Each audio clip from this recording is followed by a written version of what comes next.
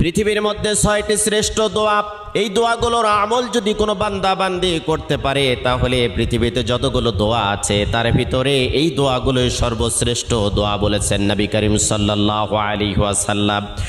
কোনো বান্দা বান্দি যদি যতই বিপদে থাক, কষ্টে থাক, দুর্ভিক্ষে থাক, উৎকণ্ঠার মধ্যে থাক না কেন, সকাল থেকে সন্ধ্যা পর্যন্ত যদি কোনো বান্দা বান্দি দরুদ শরীফের আমল করতে পারে, রাতের বেলা যদি দরুদ শরীফের আমল করতে পারে, হাজারো অশান্তির দাবানল থেকে আল্লাহ রাব্বুল আলামিন শান্তি দান করবেন।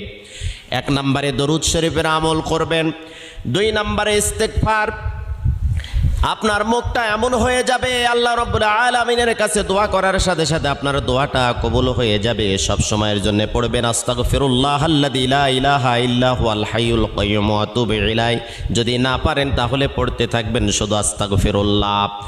3 নম্বরে আপনি পড়বেন ইয়া যাল জালালি